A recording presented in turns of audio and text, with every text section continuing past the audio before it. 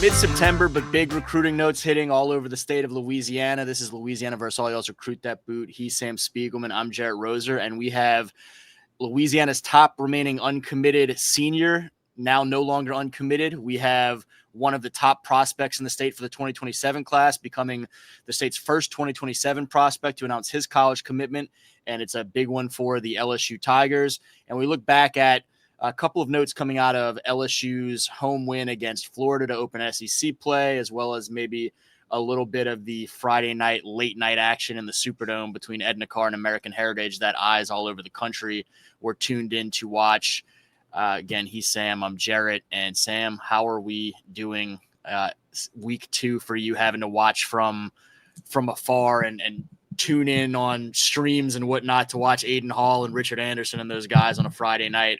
I see in your face the bittersweet emotions right now. This is the face of FOMO. This is the poster child for it this year. I would like to also throw that it was stinky not seeing Lamar Brown in the Dome. But what I can tell you is I've been approved for state championships. I have a hotel booked. I have a flight booked. Noah is sleeping almost 4 hours, sometimes untouched. That will be 6 to 7 in weeks, Jarrett, weeks. I'll be back on those sidelines. It's coming. It's my vow. It's September 16th. Let's talk around Halloween, because I'll be back on those sidelines. And if not, I'll be a zombie trying to be. So we're taking it 1 week at a time. The FOMO, this is what it looks like. I'm out of words. When you started a sentence or phrase or whatever and said it was stinky, I didn't know if we were going to diaper change corner or like what was happening right now. But yeah, I imagine missing Friday was a little bit stinky. Being in there was its own experience where we weren't wrapping up that game, the latter game, until after midnight. But we'll get into some of those Friday takeaways because Sam was able to still watch from afar, and there were some great performances by some notable prospects. But we got to start with Pop Houston, 2027 prospect. I've had him as my number one quarterback in the state. He's viewed as one of the top quarterback prospects in the country, regardless of where you have him. He's in that top group.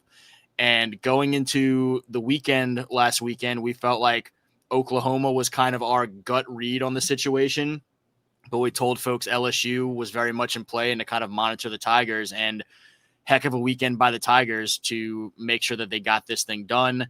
And Monday morning, get the first commitment of the 2027 recruiting class and the first, as I mentioned before, announcement from a Louisiana prospect for that cycle going in favor of the home state team.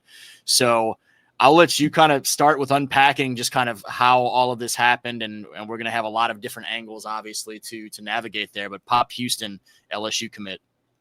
Yeah, listen, a very fluid recruitment. Can tell you for sure that when we logged the predictions June, July for Pop to USC, that USC had real momentum with this recruitment. But over the last month, the buzz has favored these SEC teams. You and I can both vouch for this. They're a very tight-knit family, the Houstons. So whether they were going to go to Norman and watch him play for the Sooners or go down to Baton Rouge and watch him play for the Tigers, both of those seemed a little bit more of a family-oriented situations, closer to home, closer aligned with what they're looking for. Joe Sloan, you have to credit LSU's offensive coordinator because, like I said, no team has made up more ground since June than these Tigers. That Pop Houston did a very lengthy tour over the summer, and he did not go to Baton Rouge. He did not camp there for Friday Night Lights. But LSU, Joe Sloan, Brian Kelly, Frank Wilson, and the staff continued to swing away, getting that final visit. We cautioned this last week. Oklahoma had a lot of boxes checked for Pop Houston, and they won this marquee game in the Palace right at the right time. But it did open the door for LSU to give the Houstons a raucous Tiger Stadium environment on Saturday night. like you said, he's the number one quarterback on your board. I think Joe Sloan effectively mentioned the same exact thing to Pop Houston. And listen, there's ups and downs of not signing a high school quarterback for potentially 2 cycles in a row. And in this case, it opens the door for someone like the Houstons who want to see their path to the field. And now they can definitely see that in Baton Rouge. It's a huge win for Brian Kelly and the staff. And I think that there's going to be plenty of blue chip talent around them in that 2027 class that are going to want to play with Pop Houston. Yeah, and that's definitely an angle that we're going to get to as well, because he's the first commit and he's going to be the first of many. And he certainly carries a level of swagger to him that his peers have gravitated toward, that we've watched at the high school level and on the 7-on-7 circuit and all those things. And with a really talented in-state class in 2027, you imagine a lot of those guys really took strong notice of the decision and announcement on Monday. But just, I mean, kind of piggybacking off of some of what you said of the process, LSU, we mentioned previously, had always felt like they were kind of lingering right there and a little bit more in play than people seem to talk about. I don't fully know why LSU was kind of overlooked at times by a lot of people, and people just assumed that Pop was going to go out of state, because of the amount of travels and going to the effective fact-finding mission and due diligence of making sure to see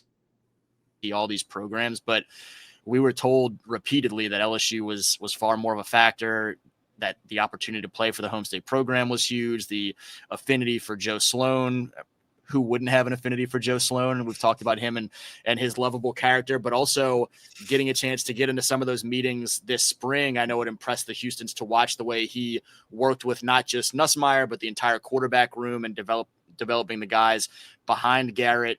The track record, obviously, Jaden Daniels, a Heisman winner a couple of years ago, and all of those things. And we mentioned kind of with the amount of quarterback options in play, and both in state and out of state, with Garrett's younger brother Colton in this class in 2027, I think quarterbacks and their families want to know that they're a priority, and they want to know that they're somebody that is a key piece of a class and prioritized over some of their peers, and that they're the guys that coaching staff wants. And I think Joe and company did a really great job of that down the stretch of you mentioned letting Pop and company know that, hey, you're our guy in this class. We really want you to be a cornerstone of this thing. And I think that resonated quite a bit. And then obviously the experience of going to watch a 20-10 victory against Florida doesn't hurt. I think Sean, Pop's dad, if I'm not mistaken, told Roy Lang up in Shreveport that the set it off moment in the stadium was so electric that was another moment that just kind of added to box checking in terms of imagining himself being there and on that field and whatnot in the years to come. And so a lot went right down the stretch for LSU, obviously. And now you've got a guy that other kids are going to really gravitate toward in this 27 class. Yeah. Well, you hit it on the head. LSU has played. There has been some ebbs and flows with where LSU has been positioned in this recruitment over the last 3-ish years. Let's put it, because there's still another year to go. And with a high-profile recruit like Pop Houston, who started to pick up offers before he even started a varsity game. I think LSU is always in a pigeonhole with in-state recruits, that they have to face this, the procedure, right? That they want to have you camp and go through the process of starting Louisiana high school football games before they offer. They've only done it beforehand on a few very situational occasions, like Derek Stingley Jr. or Dylan Moses, to offer before all that wave. And you're going against schools like Oklahoma, where Venables offered Pop Houston extremely early in the process, and Texas with A.J. Milwee, who was the first offer for Texas in the 2027 cycle, or same with Lincoln Riley, who made Pop Houston the number one quarterback on their board for 2027. So LSU did have, their backs up against the wall, for a lack of better terms, trying to compete with these out-of-state blue blood programs, with quarterback whisperers in a lot of these places saying that Pop is our number one guy. And and we wanted to offer first. But of course, LSU issued an offer to Pop in their first wave of 2027 offers. I think that kind of evened the playing field after some feelings of being overlooked by the program for some time. Once they got the offer, I'm complete agreement in how this process went. He started doing those virtual reality courses with Coach Sloan in Baton Rouge. He did get a better glimpse to that quarterback room. He was there multiple times this spring and leading into the summer. And he's been there over the years. My colleague Steve Wolfong has pointed out the obvious, but it's so true that this is a family that we're kind of just waiting to feel wanted by this staff. And what Joe Sloan and Frank Wilson and then Brian Kelly did over this last month leading into this weekend's visit was kind of that wake-up call, like you said. This is where we want to be. We feel prioritized, and this is where we think we can have our chance to be the QB1 in some time. And in terms of what he brings to this class, because I saw people commenting on the graphic that you posted, hey, has anyone seen him live and stuff like that? And it's so crazy to me how, I guess, in all of this we are and have watched Pop play countless times. It's surprising to hear fans still asking at the time that guys are juniors. But I mean, obviously a special passer, a special young man that this Evangel program has been heavily built around now the past year and a half. But I think the biggest knock on him at times has been some of the measurable stuff and not being the 6'3", 6'4", 6'5" that some of his peers in the class are and whatnot. But, I think we've talked about this some on here. I know heading into the NFL draft with Will Campbell and company, Daniel and I talked about it on the Podnas episode, that measurables bear a certain level of significance and coaches pay attention to them for reasons and they're playing percentages of watching which guys have panned out historically and kind of check certain boxes. But percentages don't necessarily matter for a specific individual, and that you have guys that don't fit that prototype but have a skill set or have something to them that kind of breaks that trend and makes them the exceptions to the rule. And I think we've seen a lot of that from Pop in terms of how polished of a passer he already is at this age, his handle on the game and ability to identify and at times manipulate opposing defenses and do different things with his arm angles and whatnot to go with obviously the arm talent that he brings and the ability to zip that ball all over the place. He's got some athleticism to him as well to be able to extend some plays, move around, burn you with his legs if he needs to. And so I think he's someone that, for the couple fans out there that haven't had a chance to see him yet, get real excited, because this is a guy that there's a reason why colleges all over the country have been after him throughout his high school career. And even, as you mentioned, in some cases before it. 100%. Listen, and for someone like Joe Sloan, who has worked with someone like Jaden Daniels, who is 6'3" with a sub 4.4 40 time, that is someone who is an alien, right? Who has physical gifts that only God can give you. And now he's got a potential day 1 or day 2 draft pick in Garrett Nussmeier, who, like Pop, is not 6'3" and sub 4.4. He's about 6'1" ish. Now is over 200 pounds, but was a very skinny high school kid back in the day from Flower Mound Marcus. But like Pop, what Pop lacks in overall height, he does not lack in athleticism. We'll definitely get to that when we talk about some of Denny Duran's top highlights. But we've seen this year, albeit in 2 games, him use his legs a lot more. He's cut down on turnovers. He's an excellent processor. He throws with incredible touch, accuracy, anticipation. He can throw to anywhere on the field. He has worked with, I think it's Jeff Christensen, I'm going to pronounce it wrong, who is Patrick Mahomes' quarterback coach, who has told me to my face that he thinks that he has NFL traits. Listen, not everyone is in the 6'4" and elite shuttle times. And to your point, yes, analytics and measurables like that are very helpful for the overall evaluation process. But when it comes to quarterbacks, I mean, you could talk about his height being a factor the same way you did for Drew Brees. And you know how you counter that is you beef up your interior offensive line, you know, or his tackle so when he can escape the pockets, whatever the offense calls for. He is as gifted of a passer as we've seen. You know, he's different than Elijah Haven, who is dripping with potential and upside. But what Pop lacks in that, I'm certainly buying into the processor, the gamer, the arm talent, and the ability to win games, which is all he's going to be judged on at the end of the day. Let's get into some of what you had a chance to hear from Pastor Denny, his high school coach up there at Evangel this past week, who always has some great perspective to share, and particularly with quarterbacks, where through his years on the sideline, he's had an opportunity to work with some great ones up there at the E. And so when you talked to coach last, I think it was Wednesday or whatever it was, what were some of his kind of takeaways or notes to share about just Pop and what has made him special or gives him the opportunity to be really special at the next level? And we're just limiting this to 3 because there is a 1-month-old baby that has to be tended to, and Jared is up to his eyes still catching up from the weekend, which we'll get to. But so we limited this to 3. It was originally 10.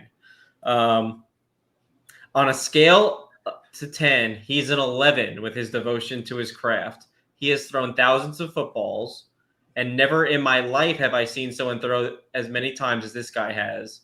There are so many rules, hard, fast rules. And this is in relation to working out with Sean Houston, Peyton's father, before he transferred to Evangel.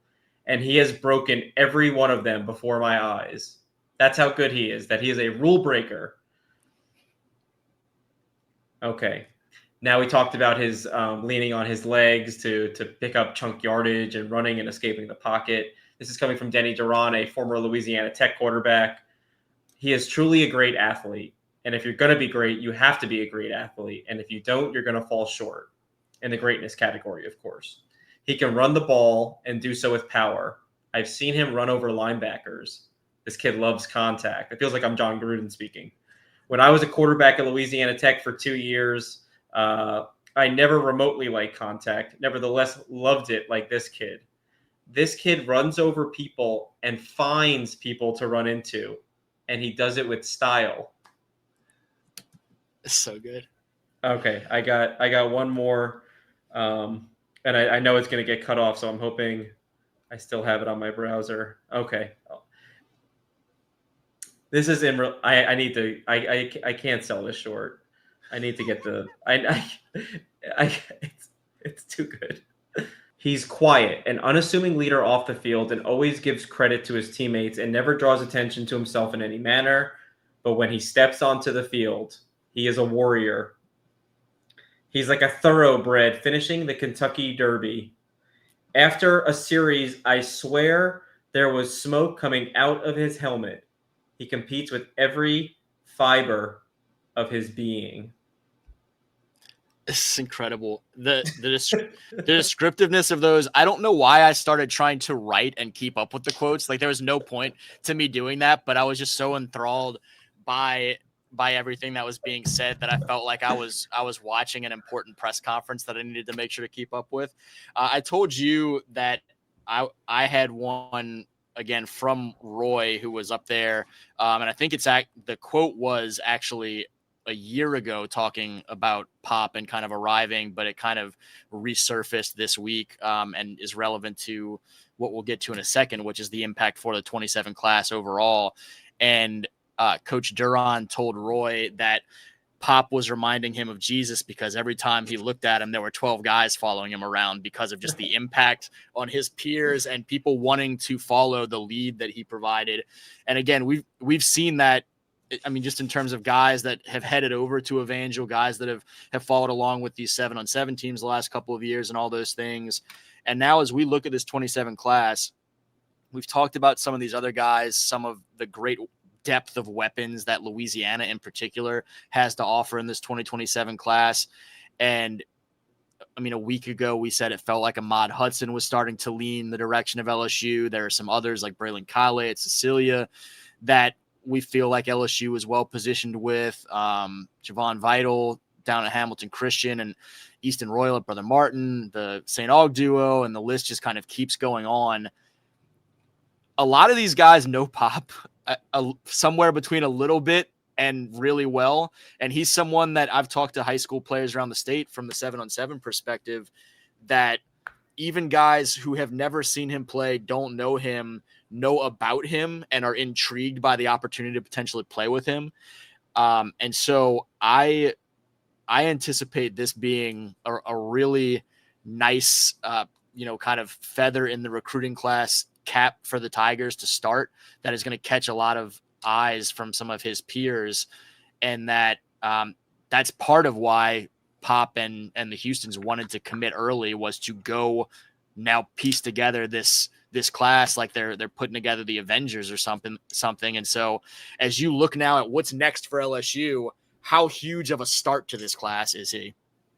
Yeah, all those names that you mentioned, I see those guys as Tigers, if I'm being honest.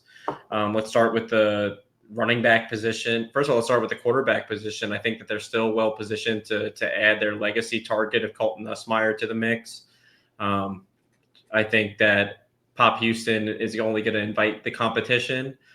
Same with Colton Nussmeier. And after not signing a high school quarterback for 2 cycles, obviously barring a unforeseen flip to close out 2026, I think that they're in line to sign 2 quarterbacks. I love where LSU stands with Jaden Miles out of Baton Rouge Catholic.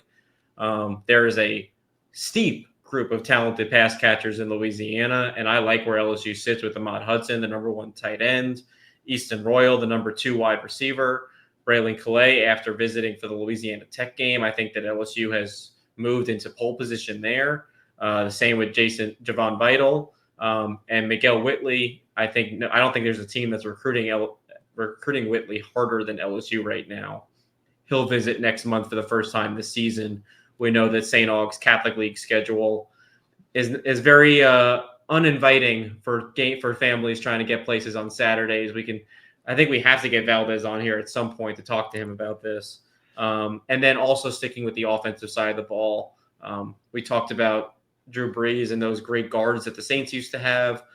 I think LSU's in a great spot with Albert Simeon, the number 1 interior offensive lineman out of Lake Charles. A&M, Nebraska, very much in play there, but I think LSU and Brad Davis will be fighting away to the end there. Not to mention the 2027 class on defense, but we know that the offense is who Pop's going after. He won't try too hard on defense till they ask him to. I don't know. I think anyone that is talented, regardless of what position, if he sees a kicker that he likes out there, he's going to be in somebody's ear. We saw this weekend Grant Chadwick, the punter for LSU, Brian Kelly called him an offensive weapon in a game where they needed to play some field position. And so Pop, was on hand for that game, saw some of what anybody on that roster can bring to the table. You mentioned the quarterback dynamic. I think that's important to make sure that folks are cognizant of. Is it can be really tough to get 2 top quarterbacks in the same class. And I think LSU is realistically in play to do so. We'll watch how things continue to develop. This is just the first commitment of this class. And so we're still really early on in piecing it all together, but there certainly feels like solid potential there. I've seen fans immediately stress, not even thinking about Nussmeier, but wondering about Elijah Haven and, what does this mean for him if Pop's the only quarterback, and criticizing if they don't land Haven, then that's kind of a failure to not keep the Baton Rouge kid. I don't think they're getting 3 quarterbacks in the same dang class. And so you have to be realistic about some of this, but having 1 great quarterback in a class is kind of par for the course in a lot of cases. And so that's great in and of itself. And if you do get a second one, phenomenal. You're not bringing in 3 of that caliber in the same class though. But just keep an eye on that position, but maybe just for 1 more, not get too greedy. Yeah, I think listen, if the way that it's set up again with potentially missing on quarterbacks for back-to-back cycles certainly opens the door. And in this particular situation, Louisiana has 3 4-star quarterbacks, 3 blue chip quarterbacks, including Elijah Haven, And right now getting Pop Houston, who this staff identified as their top target. They are trusting their evaluations and their process, and there's nothing wrong.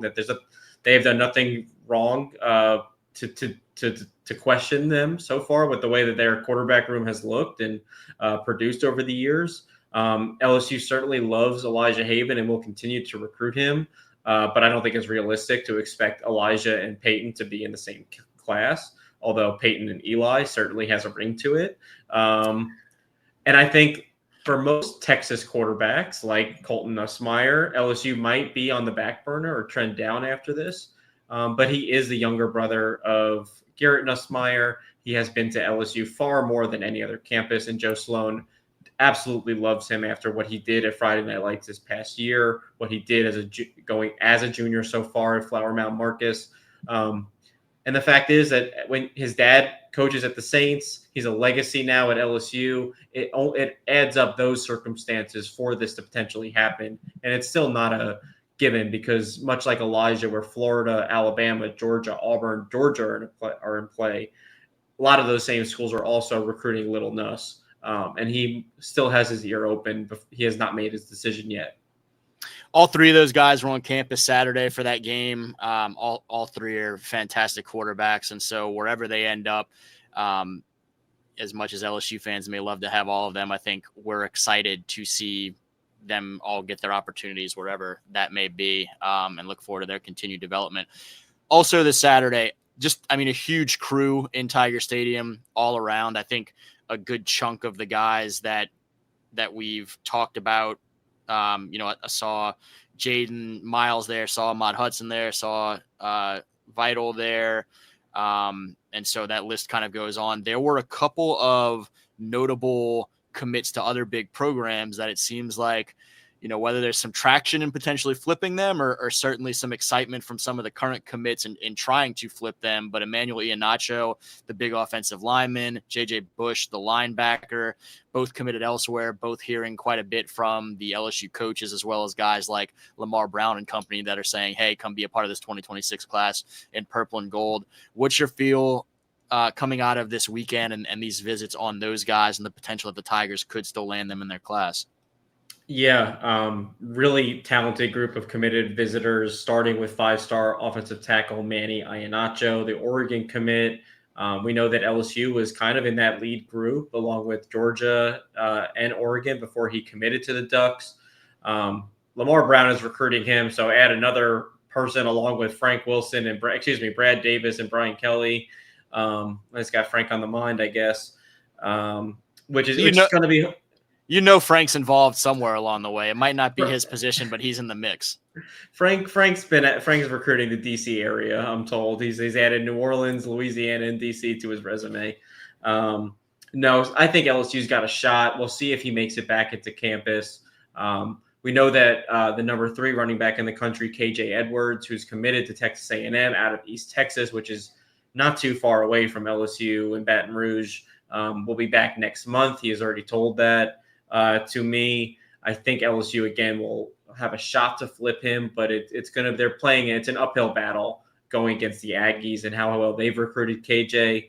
But I will say JJ Bush, when he committed to Arkansas, it was a little bit of a surprise. LSU was the leader for much of the spring, much of the summer, even dating back, as basically as soon as they offered, they were in play.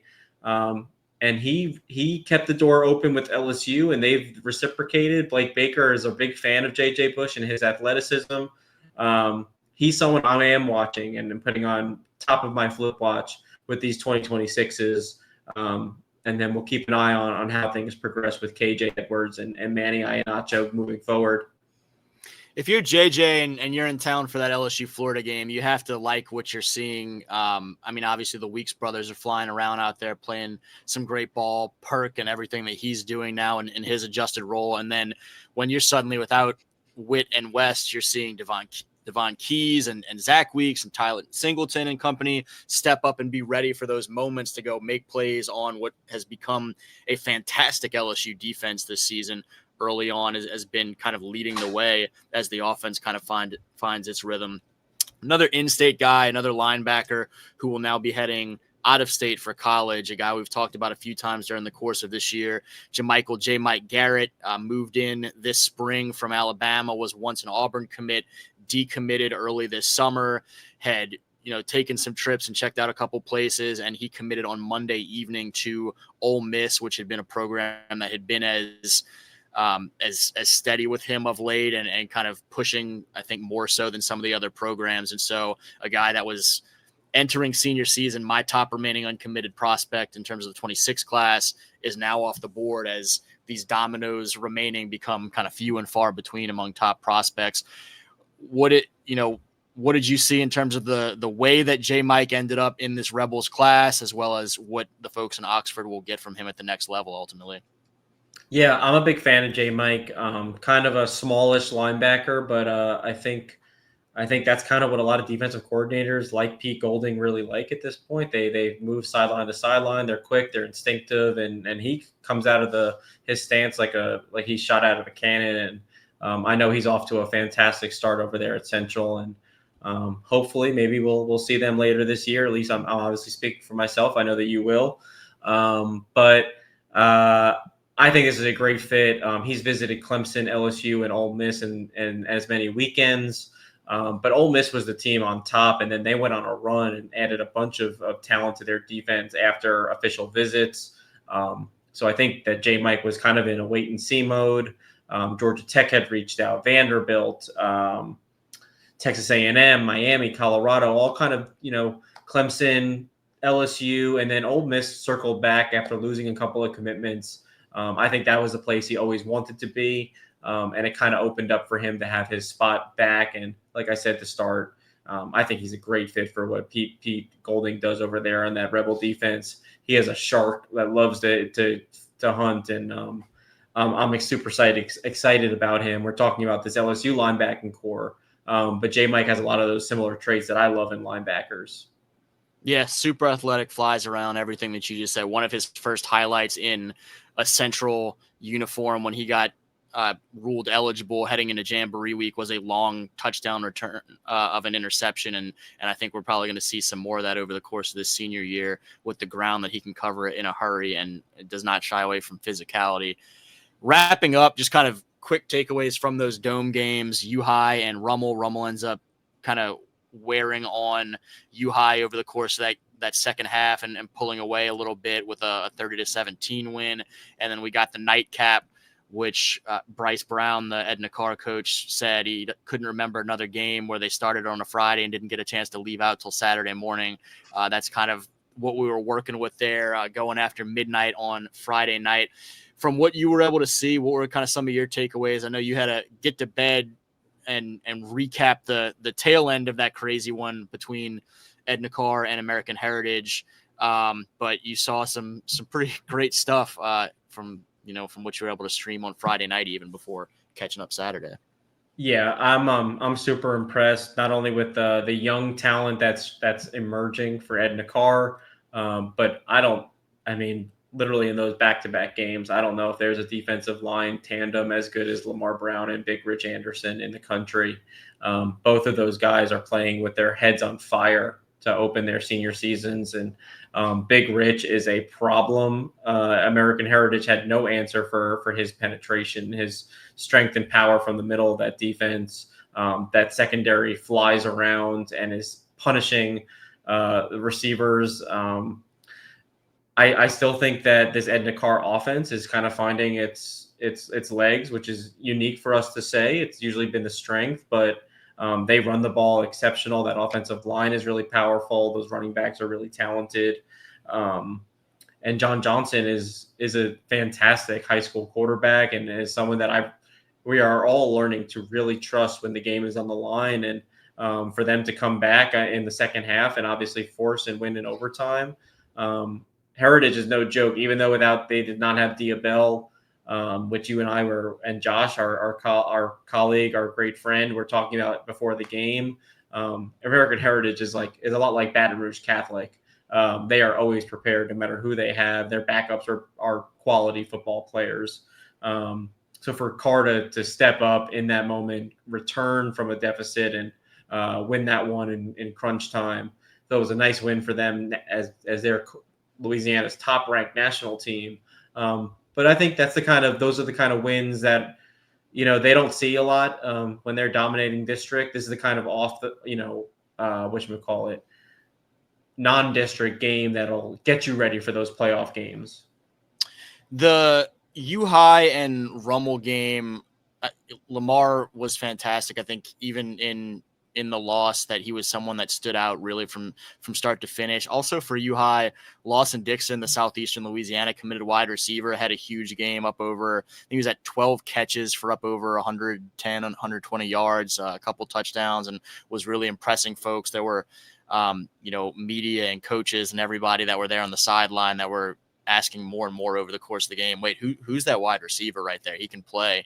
And then obviously I mentioned Rummel kind of wearing out the Cubs a little bit as the game went on. I've been super impressed and I guess excited going into the season and impressed so far getting a chance to see them with that offensive line that Coach Monica and company have down there in Metairie. And then you get the junior running back duo of Hawkins and Terrence showcasing what they can do with a little bit of space, both on offense, as well as Jaden with the huge touchdown return on the kickoff right before half. And so looking forward to both of those teams as the season continues. And then in that Carr and American Heritage game was a rough game for John for a good chunk of it, especially the third quarter where some things got away from him a little bit. But the resilience that he showed to be ready when they're down 7 and backed up and everything, or down 3 and backed up late in the fourth quarter, to piece together that drive, get the ball out to some of those weapons and set up the game tying field goal by Brian Castellon, was really impressive. His bounce back, and then obviously scores the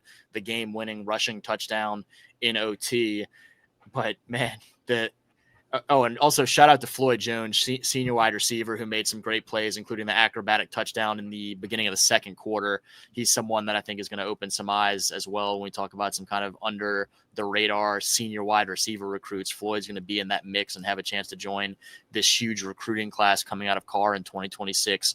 That's headlined by obviously Big Rich. You mentioned Aiden Hall, the LSU committed safety, I thought was fantastic. Saved a touchdown that turned into a takeaway with a chase down strip forced fumble that bounces out of bounds through the end zone. And that ends up being a huge pivotal play in that game. But other than a couple of plays that got away from them against a really good American Heritage team, the defense was fantastic. And it's one that's going to be really fun to watch over the course of this season as guys like Juelz Baptiste and Roe Brown and Kevin Martin continue to kind of showcase who they are too, as talented guys stepping into bigger roles after that graduated 25 class. So as much as I was, head kind of hurting a little bit, stomach bugging me, it's getting late, I'm hungry, I haven't slept enough today, it's past my bedtime type stuff, I was ecstatic, and not to rub this in, but I was ecstatic to have the opportunity to be there because it was one hell of a performance by the Cougars. What was your impression of Juelz Baptiste? Because I've had a couple of college coaches ask about him since the weekend. So I think I'm trying to remember the first time I saw him, but he wasn't playing yet last year, but you saw him, and from an eye test standpoint, you thought, man, that kid has a chance to be pretty good. If he's the player that he is, the kind of athletic profile of what you're watching in some workouts and stuff behind the scenes, then look out, because he's going to be somebody to know in this 27 class.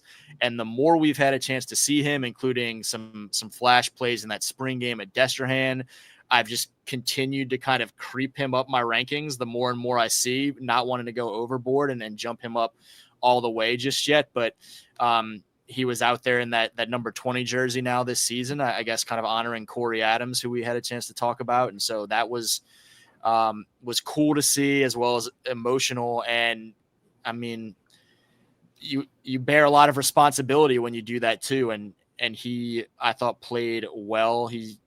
He's out there, and as he gets more and more reps underneath him, and in some big games like this against American Heritage, if he continues to live up to some of these early flashes and make that much more of a consistent takeaway, then I think he's someone that we're going to talk about as one of the top prospects in this 27 class, because he's tall, long, and athletic, and he will unload on a ball carrier in a hurry too.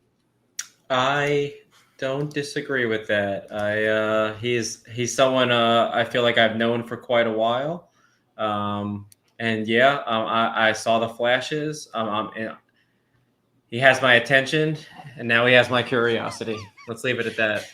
There you go. We'll be watching him as well as, some fantastic prospects from all over the state of Louisiana throughout the course of this season. And so make sure you keep up with this Recruit That Boot show throughout the course of the season. We're here every week kind of updating on some recruiting news as well as some top players that we have a chance to see. He's Sam Spiegelman. I'm Jarrett Roser. And until the next episode of Recruit That Boot, y'all be well. Thanks for tuning in.